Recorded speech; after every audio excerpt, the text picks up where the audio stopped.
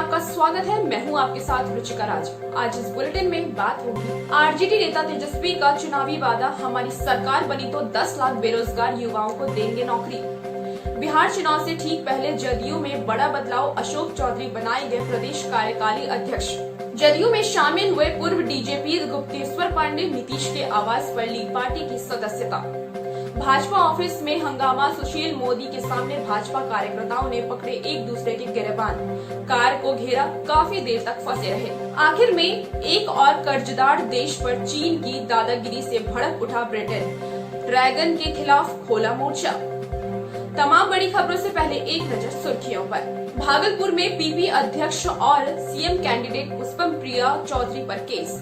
शांतिपूर्ण चुनाव कराने के लिए बिहार आएंगी सेंट्रल आर्म्ड फोर्स की 300 कंपनियां, केंद्रीय गृह मंत्रालय की तरफ से जारी किया गया आदेश।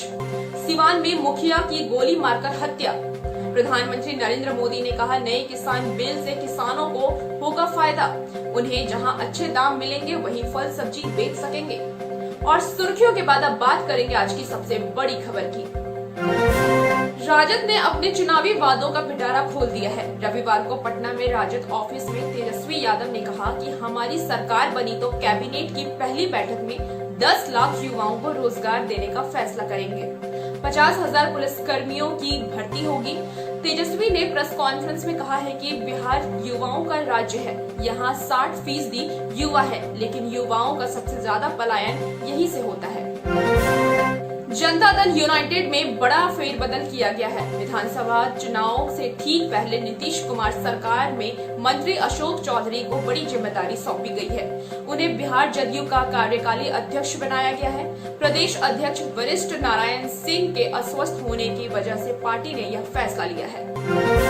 बिहार में पूर्व डीजीपी और हाल में ही स्वेच्छा से रिटायरमेंट लेने वाले गुप्तेश्वर पांडे जदयू में शामिल हो गए। पूर्व डीजीपी ने रविवार को मुख्यमंत्री नीतीश कुमार के आवास पर उनकी मौजूदगी में पार्टी की सदस्यता ग्रहण की। एक दिन पहले ही उनकी सीएम नीतीश कुमार से मुलाकात हुई थी।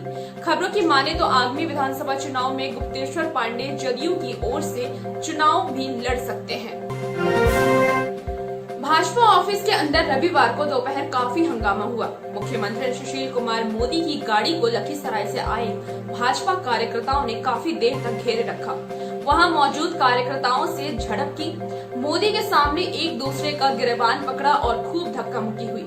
लखीसराय विधानसभा क्षेत्र से टिकट के दावेदार बता रही कुमारी बबीता के समर्थकों ने उनके लिए टिकट की मांग करते हुए हंगामा किया।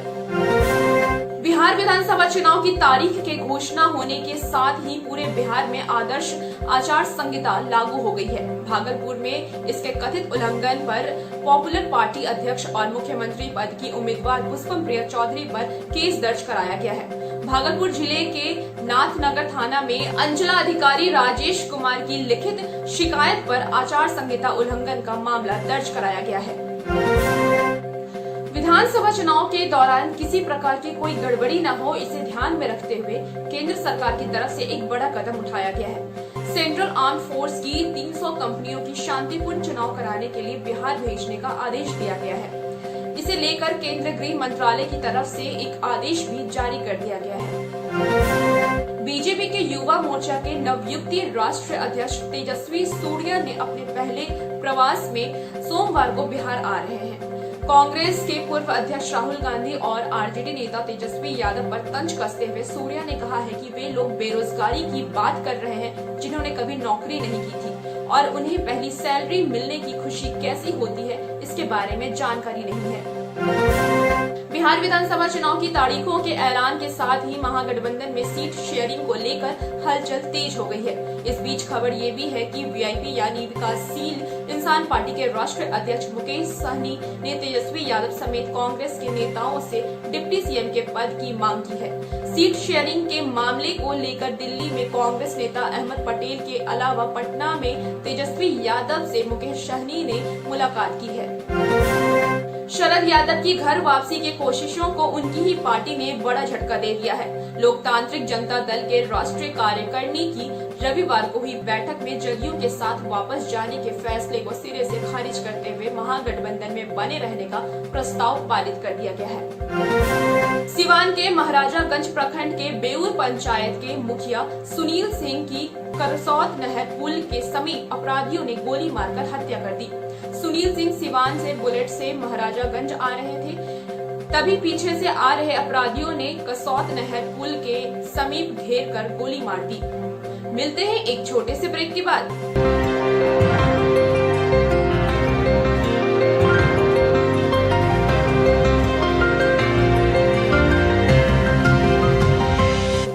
मॉर्निंग बुलेटिन में फिर से आपका स्वागत है। अब देश दुनिया पर एक नजर। प्रधानमंत्री नरेंद्र मोदी ने रविवार को 69वीं बार मन की बात कार्यक्रम के जरिए देश को संबोधित किया। इस दौरान उन्होंने लोगों को कोरोना से बचाव में पूरी सावधानी रखने की सलाह दी। बच्चों को कहानी सुनाने की परंपरा खत्म होने पर चिंता जताई। किसानों को भरोसा दिया कि कृषि बिलों से उनका नुकसान नहीं, फायदा होगा। उन्हें जहां ज्यादा कीमत मिलेगी, अपनी फसल फल वहीं बेच सकेंगे। अटल सरकार में मंत्री रहे जसवंत सिंह का रविवार सुबह 6:55 पर निधन हो गया। दिल्ली के आर्मी अस्पताल में उन्होंने अंतिम सांस ली। 25 जून को उन्हें दिल्ली के आर्मी अस्पताल में भर्ती कराया गया था। उनका मल्टी ऑर्गन डिफेंसर सिंड्रोम का इलाज चल रहा था, यानी अंगों ने ठीक से काम करना बंद कर दिया था। राजनीति में आने से पहले यशवंत सेना में थे। वे मेजर के पद से रिटायर हुए थे। पश्चिम बंगाल के राज्यपाल जगदीप धनखड़ और मुख्यमंत्री ममता बनर्जी के बीच एक बार फिर से टकरार देखने को मिल रही है। अब दोनों के बीच ताजा विवाद पीएम किसान योजना को लेकर है। राज्यपाल ने मुख्यमंत्री ममता बनर्जी को पत्र लिखकर पूछा है कि पीएम किसान योजनाओं के तहत किसान को केंद्र से मिलने वाले पैसों में राज्य सरकार बिचौलियां क्यों बनाना चाहती है। दरअसल मुख्यमंत्री ममता बनर्जी ने केंद्र को पत्र लिखकर कहा था कि वह प्रधानमंत्री किसान योजना और आयुष्मान भारत योजना लागू करने को तैयार है, बशर्ते पैसे राज्य सरकार के जरिए लोगों को दी जाए। अवैध रूप से कब्जाए गए गिलगित बल्चिस्तान को प्रांत का दर्जा देने के बाद चुनाव कराने की घोषणा पर इमरान खान की सरकार घर में ही घिर गई है। सैन्य माध्यम से कब्जा किए गए क्षेत्र में चुनाव को लेकर national assembly speaker Asad Qaiser की ओर से सोमवार को बुलाई गई बैठक का विपक्षी दलों ने बहिष्कार करने का ऐलान किया है। यह पाकिस्तान की इमरान खान सरकार के लिए बड़ा झटका माना जा रहा है। कर्ज का बोझ लादकर गरीब देशों को फंसाने की चीन की साजिश अब जग जाहिर हो गई है। ड्रैगन ने कैरेबियाई देश बारबाडोस को भी पहले अपने कर्ज जाल में फंसाया और फिर अपनी दादागिरी दिखाकर मनमर्जी के मुताबिक चलाना चाहता है। गरीब और छोटे आइलैंड को चीन के चंगुल में फंसते देखकर ब्रिटेन ने बीजिंग के विस्तारवाद के खिलाफ मोर्चा खोल दिया है। ब्रिटेन के प्रधानमंत्री बोरिस जॉनसन ने कूटनीतिज्ञों को चीन के विस्तारवाद के खिलाफ अभियान छोड़ने को कहा है। बिहार टिक्स के मॉर्निंग बुलेटिन में सिर्फ इतना ही। देखते रहिए बिहार टिक्स। नमस्कार।